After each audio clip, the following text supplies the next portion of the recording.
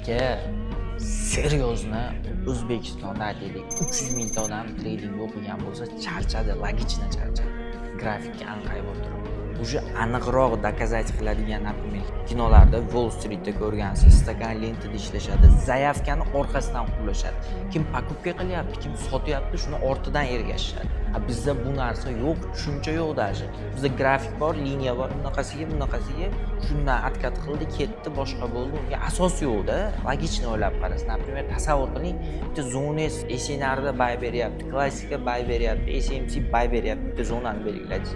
O'sha yerda tasavvur qiling 100 lot bookmapda yoki lentada selga ob'yom kirib ketib qoladigan bo'lsa, 100 million dollarlik o'sha produktni, любой produktda sotuv bo'ladigan bo'lsa, o'sha yerdan narx pastga yuradi yoki o'sha yerdan narx pastga yurib ketishi aniq-u tepaga atkat qiladi deb o'ylaysiz.